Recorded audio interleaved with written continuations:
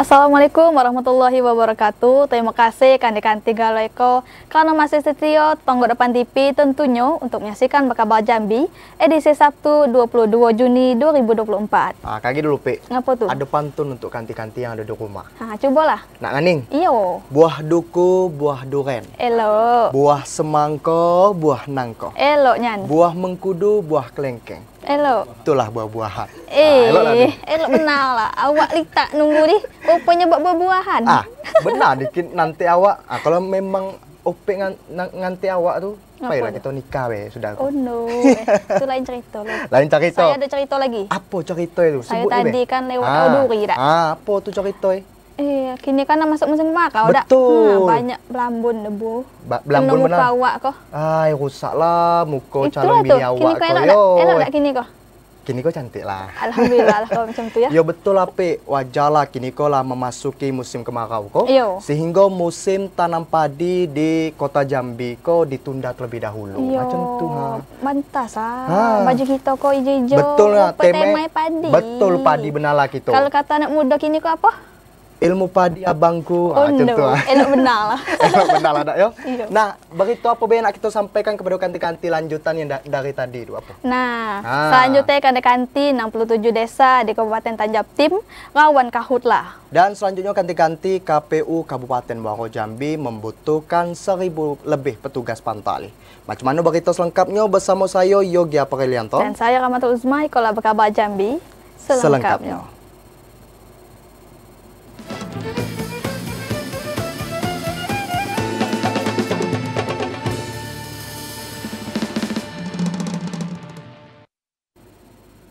Kanti-kanti mengawali Kabar Jambi pada siang hari antisipasi gagal panen di musim kemarau. Pemerintah tunda musim tanam padi di kota Jambi.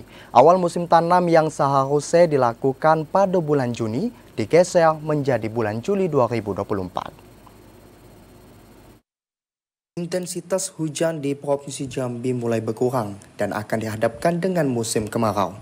Hal tersebut akan berdampak pada awal musim tanam padi di kota Jambi. Pemerintah kota Jambi pun menggeser awal musim tanam padi yang seharusnya dilakukan pada bulan Juni menjadi bulan Juli 2024. Bertujuan untuk menghindari gagal panen akibat musim kemarau. Dinas Pertanian dan Ketahanan Pangan Kota Jambi masih akan mengkaji dan menyesuaikan dengan kondisi cuaca di kota Jambi. Diharapkan musim kemarau tahun 2024 tidak seperti tahun 2023 yang lalu yang menyebabkan lahan menjadi kering. Sebenarnya kita baru menghadapi El Nino dan memang El Nino itu kita tidak dapat prediksi dan ini akan berjalan terus. Memang dalam tahun 2024 terkait dengan padi memang kita belum ada menanam dan kita berharap untuk menanamnya itu di bulan Juni di kedepannya. Pemerintah Kota Jambi juga telah mengatur jadwal musim tanam. Pihaknya juga akan memberikan bibit padi ke petani di Kota Jambi saat musim tanam mendatang. Joko TVRI Jambi melaporkan. Nah, berita selanjutnya kanti di Kabupaten Tanjung Jabung Timur terdapat 67 desa di kelurahan rawan terkahutlah hingga pertengahan tahun 2024 di ada lahan yang terbakar. Setiap tahun ancaman kebakaran hutan dan lahan selalu terjadi di Kabupaten Tanjung Jabung Timur. Memasuki musim kemarau, BPBD Kabupaten Tanjung Jabung Timur mencatat ada 67 desa kelurahan rawan kahutlah yang tersebar di 10 kecamatan. Kepala BPBD Kabupaten Tanjung Jabung Timur Helmi Agustinus mengatakan, berdasarkan data BPBD, ada satu kejadian kahutlah di bumi sepucuk Nipa Sarobon Nibung sejak 1 Januari hingga 19 Juni 2024. Adapun luasan lahan yang terbakar sekitar setengah hektar yang berasal dari vegetasi gambut. Sementara itu pada tahun 2023, kahutlah di Kabupaten Tanjung Jabung mencapai 83 hektar. Terluas ada di Kecamatan Sadu yang mencapai 30 hektar. Karena wilayah tersebut dominan bervegetasi lahan gambut yang mudah terbakar. Karhutlah di tahun 2023 juga diklaim mengalami penurunan hingga 60% lebih jika dibanding pada tahun 2019. Karhutlah mencapai 250 hektar. Pihak BPBD pun kini sudah membentuk komunitas relawan masyarakat peduli api yang tersebar di seluruh desa kelurahan. Komunitas IKO dibentuk untuk membantu dalam penanganan karhutlah. Kendati telah terjadi kasus karhutlah pada tahun 2024, namun pemerintah Kabupaten Tanjung Jabung Timur belum menetapkan siaga kasus karhutlah. Khalifa Wataria, TVRI Jambi melaporkan. Kanti-kanti kita beralih ke Kabupaten Sarolangun. Saat itu status kebencanaan di wilayah tersebut berada di tahap siaga bencana seiring berakhirnya status siaga banjir dan longsor. BPBD Sarolangun lah mengajukan rekom status siaga karhutlah mengingat saat itu lah memasuki musim kemarau. Badan Penanggulangan Bencana Daerah Kabupaten Sarolangun belum meningkatkan status kebencanaan menjadi status siaga bencana karhutlah meski Kabupaten Sarolangun lah memasuki musim kemarau. Kepala Bidang Kedaruratan dan Logistik Badan Penanggulangan Bencana Daerah Pemerintah Kabupaten Sarolangun, Yen Aswadi mengatakan pihaknya telah melakukan rapat koordinasi guna membahas penetapan status kebencanaan. Berdasarkan hasil rapat, telah diputuskan untuk merekomendasikan status siaga karhutlah ke pejabat Bupati Sarolangun, namun hingga saat itu pengajuan rekom status belum ditandatangani pejabat Bupati Sarolangun. Sementara untuk status darurat bencana karhutlah bisa diberlakukan dan diajukan apabila kebakaran hutan dan lahan secara masif terjadi di sebagian besar desa dan kecamatan.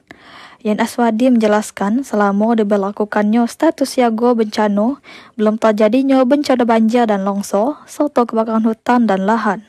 Untuk saat ini, informasi dari BMKG bahwa di Kabupaten Sarolangun sudah masuk musim kemarau. Nah, untuk intensitas hujan memang masih ada, cuma tidak begitu tinggi, masih kategori karhutlah.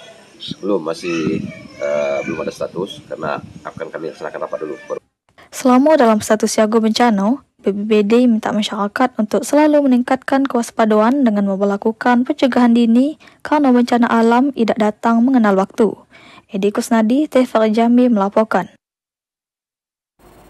Berita selanjutnya Kadek-Kanti dalam rangka mengendalikan laju inflasi, pemerintah mengadakan gerakan pangan murah di Kecamatan Sungai Gelam, Muara Jambi. Pemerintah juga bekerjasama dengan Pertamina untuk menyediakan gas LPG subsidi berukuran 3 kg. Masyarakat dari berbagai desa di Kecamatan Sungai Gelam, Muara Jambi menyerbu gerakan pangan murah yang digelar pemerintah jelang Hari Raya Idul Adha 1445 Hijriah. Pada gerakan pangan tersebut dijual sejumlah kebutuhan pokok sehari-hari dengan harga terjangkau.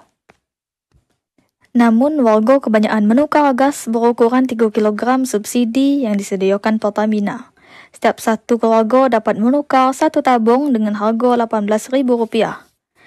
Meski harus berdesaan, namun masyarakat tetap antusias mengantri untuk dapat menukarkan gas subsidi 3 kg dengan harga yang murah. Dari pagi. Jam berapa? Jam 9, jam 8 sudah di sini. Jam 8 sudah di sini ya? Lama nunggu ya untuk mendapatkan gas. Kalau eceran biasa berapa? Kalau eceran 35. Kalau eceran kalau enggak di pangkalan kan? Kalau di pangkalan 20, 18. Sementara itu, untuk menukarkan gas subsidi 3 kg, masyarakat harus membawa kartu keluarga atau kartu tanda penduduk. Masyarakat berharap gerakan pangan murah atau operasi pasar IKO dapat terus dilakukan. Azam, TVRI Jambi melaporkan.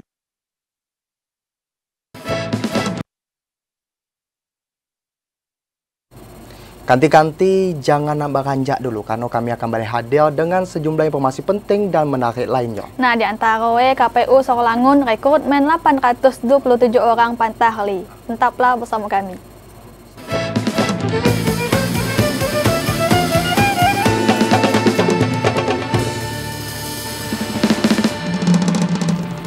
Terima kasih Kanti-kanti masih setia tetonggok depan TV untuk menyaksikan kami di Kabar Jambi.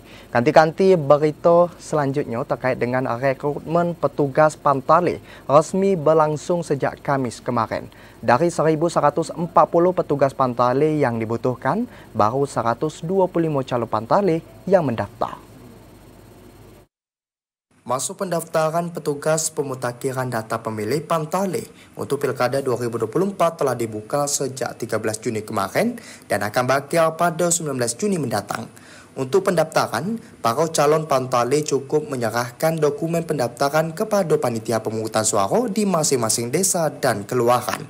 Komisioner KPU Muaro Jambi Divisi Sosialisasi Pendidikan Pemilih, Partisipasi Masyarakat dan SDM Desmara Dewi mengatakan, pada Pilkada serentak tahun itu, KPU membutuhkan 1.140 petugas Pantale untuk 791 tempat pemungutan suara yang tersebar di 155 desa dan kelurahan. Desmara menegaskan, dari pemetaan sementara yang dilakukan KPU, dari ratusan jumlah TPS, terdapat 442 TPS yang nantinya cukup diisi satu petugas Pantale. TPS yang memiliki 2 petugas Pantale merupakan TPS yang jumlah DPT-nya di atas 400 pemilih. Pantale yang kita butuhkan itu berjumlah 1.140 Pantale dari 791 TPS. Ini hasil dari DP4 ya. 313940 kalau yang terakhir pemilu ya. Berdasarkan catatan KPU Muaro Jambi, baru 125 calon Pantale yang telah mendaftar di masing-masing PPS. Azam Afnan TV Jambi melaporkan. Masih terkait KPU, Kanti di Sakolangun telah membuka rekrutmen 827 petugas pemutakhiran data pemilih Pantale untuk Pilkada serentak 2024 IKO. 827 petugas Pantale bakal ditempatkan di 541 TPS dalam wilayah Kabupaten Sakolangun. Komisi Pemilihan Umum Sakolangun boleh membuka proses perekrutan 827 petugas pemutakhiran data pemilih Pantale untuk Pilkada serentak tahun 2024. Petugas Pantale IKO akan ditempatkan di 541 TPS dalam wilayah Kabupaten Sakolangun. Komisioner KPU Sakolangun Divisi Sosialisasi Pendidikan Pemilih, Partisipasi Masyarakat dan Sumber Daya Manusia Yuliana mengatakan ada perbedaan jumlah Pantale per TPS antar Pilkada dengan pemilu serentak 14 Februari lalu. TPS dengan 400 pemilih ke atas bakal diisi 2 petugas Pantale, sementara TPS dengan jumlah pemilih di bawah 400 orang hanya diisi 1 petugas Pantale. Kami sudah menghimbau melalui media sosial KPU khususnya, dan juga meminta rekan-rekan editor kami baik ketika maupun TPS untuk melakukan sosialisasi mengenai perekrutan Pantale. Dan hari ini PPS di seluruh tingkat desa dalam Kabupaten Sakolangun sudah melakukan pengumuman di desa masing-masing.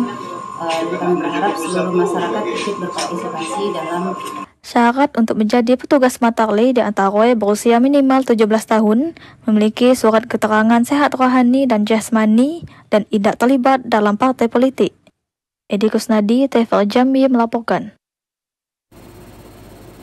KPU Batanghari pastikan jadwal pelaksanaan pemungutan suara ulang DPRD Provinsi Jambi pada tanggal 29 Juni 2024.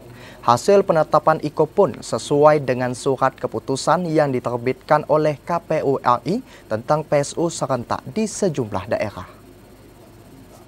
Ketua KPU Batanghari Ahmad Halim mengatakan, sesuai hasil keputusan KPU RI, jadwal pelaksanaan PSU akan dilakukan secara serentak di sejumlah daerah yang kembali menggelar PSU pada Sabtu pekan depan atau tepatnya tanggal 29 Juni 2024. Khusus dengan putusan MK, PSU di Kabupaten Batanghari hanya melakukan PSU untuk DPRD Provinsi Jambi di 2 TPS yakni TPS 02 dan 04 Desa Kembang Sari, Kecamatan Maro Sebo Ulu. Ketua KPU Batanghari Ahmad Halim juga menyebutkan, berbagai upaya persiapan kini tengah dilakukan, salah satunya sistem pengamanan selama PSU berlangsung. Pihak KPU pun akan melakukan koordinasi bersama pihak kepolisian dan pemerintah daerah untuk menjamin kelancaran pelaksanaan PSU. KPU nomor 768 tahun 2024 tentang tahapan dan jadwal pemungutan suara ulang pasca putusan MK itu akan dilaksanakan tanggal 29 Juni tahun 2024. Artinya hari Sabtu nanti kita akan melakukan PSU. Pelaksanaan PSU IKO menindaklanjuti dari putusan MK atas gugatan dari PDIP terkait selisih suara dengan PKS untuk Dapil 2 DPRD Provinsi Jambi. Dari 5 TPS yang diajukan dalam gugatan, terdapat 2 TPS di Kabupaten Batanghari yang dikabulkan MK untuk melakukan PSU. Ade Juniawan, TVRI Jambi melaporkan. Nah, adik-adik jangan nyembo baju dulu karena kami masih akan balik dengan sejumlah informasi penting dan menarik lainnya. Di antaranya kanti-kanti 3.000 lebih ditemukan rumah tidak layak di Kabupaten Batanghari.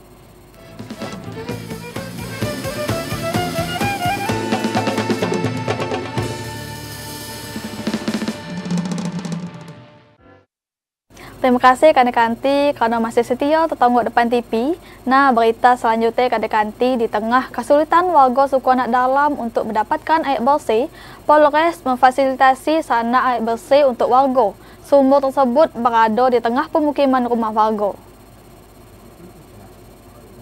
Kesulitan mendapatkan air bersih terutama pada musim kemarau. Kini warga suku anak dalam di Dusun Nebang Parah, RT 10 Desa Nyongan, Kecamatan Mestong, Kabupaten Muaro Jambi, bisa mendapat lega setelah adanya bantuan sarana sumur air bersih dari Polres Muaro Jambi. Ada sekitar 30 kepala keluarga yang terbantu dengan pemasalan air setelah adanya sumur yang dilengkapi pompa air dan treatment penampung air bersih. Keberadaan sumur di tengah pemukiman rumah warga Iko merupakan bentuk sosial Polres dalam rangka Hari Bayangkara tahun 2024. Selama Iko, warga SAD hanya mengandalkan aliran sungai yang jauh dari pemukiman. Air bersih yang ada di aliran sungai hanya bertahan pada musim hujan, sementara saat musim kemarau, warga setempat kesulitan untuk mendapatkan air bersih. Gayung manual, ya, jadi kebetulan listrik di sini sudah masuk dan kami di sini berkunjung sekaligus melihat kondisi suku anak dalam, dan kami bersyukur di sini warga suku anak dalam sudah cukup sejahtera. Satu sumur yang kedalamannya mencapai kisaran 25 meter tersebut diharapkan dapat dijaga dengan baik. Warga diminta untuk berhemat air bersih dan menggunakan secukupnya. Azam Afnan, TVRI Jambi melaporkan. Hasil pendataan yang dilakukan pemerintah Kabupaten Batanghari ditemukan sebanyak 3.000 lebih rumah tidak layak huni. Pemkab berharap ke depan langkah program bedah rumah dapat kembali digulirkan oleh Pemprov Jambi maupun pihak Balai Kementerian PUPR. Masih rendahnya tingkat kesejahteraan masyarakat di Kabupaten Batanghari saat itu dapat dilihat dari berbagai sisi. Selain dari penghasilannya, kondisi itu juga dapat diukur dari kondisi huniannya. Terbukti dari pendataan yang telah dilakukan pemerintah daerah setempat, sebanyak 3.976 unit rumah masuk dalam kategori tidak layak huni. Kepala Dinas Perumahan dan Pemukiman Batanghari, Abdul Somad mengatakan, penilaian rumah tidak layak huni IKO pun dilihat dari struktur bangunan yang masih semi permanen, tidak adanya sarana penunjang kesehatan seperti air bersih serta lubang ventilasi udara. Data itu nantinya sebagai acuan Pemkab untuk mengajukan kepada pemerintah Provinsi Jambi maupun pihak Balai Perumahan Kementerian PUPR untuk mendapatkan bantuan perbaikan rumah warga tidak layak huni tersebut. Sobat berharap ke depan Pemprov maupun pemerintah pusat dapat kembali menggulirkan program bedah rumah agar sasaran bantuan program itu bisa direalisasikan bagi ribuan kepala keluarga yang memiliki rumah tidak layak huni. Adi Juniawan, TVRI Jambi melaporkan. Polemik SD Negeri 212 Kota Jambi dengan pemilik tanah belum juga menemukan titik terang. Bahkan Pengadilan Negeri Jambi juga turun tangan untuk kembali melakukan mediasi antara Pemkot Jambi dengan penggugat. Polemik Sekolah Dasar Negeri 212 Kota Jambi masih belum menemukan titik terang untuk penyelesaian kasus tersebut. Hal itu membuat wali murid geram dan turun ke sekolah karena persoalan yang tak kunjung selesai. Bahkan Pengadilan Negeri Jambi turun tangan untuk kembali melakukan mediasi antara pemerintah Kota Jambi dengan pihak penggugat untuk permasalahan itu. Pertemuan bakal dilakukan pada Kamis 20 Juni 2024 mendatang di kantor Pengadilan Negeri Jambi. Ketua Tim Terpadu Pemkot Jambi, Fahmi, mengatakan diharapkan ada titik terang setelah adanya mediasi di Pengadilan Negeri Jambi, sehingga gedung sekolah bisa digunakan kembali untuk aktivitas belajar dan mengajar siswa. SD 212 dan dapat kami sampaikan bahwa terakhir asisten 3 bersama Kabak Hukum telah melakukan konsultasi dan koordinasi ke Pengadilan Negeri Jambi. Sebelumnya, lahan yang digunakan oleh SD Negeri 212 Jambi Iko sebagian milik Hermanto selaku penggugat. Bahkan Mahkamah Agung telah memutuskan bahwa pemerintah Kota Jambi wajib untuk membayar ganti rugi, namun hingga saat Iko masih belum dibayarkan. Joko TVRI Jambi melaporkan. Nah, betulnya lah ada. Tadi kan ada berita terkait musim kemarau. Betul benar lah. Untuk tuh masyarakat diharapkan untuk menjaga kesehatan. Betul benar lah. Terus minum air. Biar dehidrasi, biar tak mengkelean. Mengkelean. Wah, iya pula dak. Dan juga biasanya tuh kalau musim kemarau kok banyak nian jentik-jentik macam tu galak tu dak musim penghujan be. Jadi biasa musim kemarau ni banyak penyakit-penyakit tu. Jadi kami imbau kepada seluruh masyarakat terkhusus di Provinsi Jambi ko untuk terus jaga kesehatan. Betul jaga kebersihan juga. Betul, di rumah itu jagalah dibersihkan. Terus jangan pula kaget tak dibersihkan, apalagi anak-anak bujang gini ko. Segan yang tu bersihkan kamar itu kalau tak kena marah mak. Betul tak tu? Nah, nyebut dewek tu. Nyok saya nyebut dewek tapi memang nyata. Nah, apa lagi tak dengar lagi kok kita kok nak pilkada serentak tahun 2024. Terkhusus untuk pemilihan gubernur dan wakil gubernur. Betul, dengan bupati, wakil bupati, wali kota dan wakil wali kota. Untuk itu kami mengimbau kepada seluruh masyarakat di Provinsi Jambi kok untuk selalu menjaga perdamaian. Betul. Yo, jadi jangan sampai kita kok apa namanya yo terhasut dengan omongan-omongan orang yang di luar tu yang mengadu domba tu, jangan sampai macam tu. Karena kita kan berharap pemimpin yang adil, yang amanah, tentunya dengan pemilihan secara yang sportif. Betul tak? Betulnya. Ada lagi yang ditambah pada ganti-ganti? Datik lagi. Labis lah. Kapan lagi kita kau nak berkabar kalau macam kau? Minggu depan lah lagi. Minggu depan pula. Makanya ganti-ganti kau tetap stay. Setiap Sabtu nonton Berkabar Jambi. Nonton Berkabar Jambi. Lah bergaya nian sekarang. Punya stay. Biasa bahasa Jambi kau lah. Nak bergaya dikit. Ada nak bagi pantun ganti-ganti kita yang di rumah? Datik kaget macam kulup tadi. Nyebut buah. Benar dikit. Untuk itu kami mengajak kepada ganti-ganti yang ada di rumah untuk selalu nonton Berkabar Jambi. Betul nian. Saya ada pantun untuk ganti-ganti. Pantun penutup untuk ganti-ganti. Betulnya lah kok. Benar kok serius kok nyok tentang buah-buahan kok. Apa tu? Kok jadi kaning yo ganti-ganti. Eloknya intan mbak kaco. Eloknya. Bismillah awal yang dibaca. Ikolah salam penutup kata sebagai tanda kita pernah bertatap muka. Walaupun dari TV kita bertatap muka, yang penting kita pernah bertatap muka pada ganti-ganti. Kau baru betulnya lah ya ganti-ganti ya. Demikianlah Berkabar Jambi hari ini ganti-ganti. Terima kasih atas segala perhatian dan kebersamaannya. Dan saya Yogi Aprilianto. Dan saya Rahmatul Uzma bersama kerabat kerja yang sedang bertugas pamit undur diri. Terima kasih. Wassalamualaikum warahmatullahi wabarakatuh dan sampai jumpa.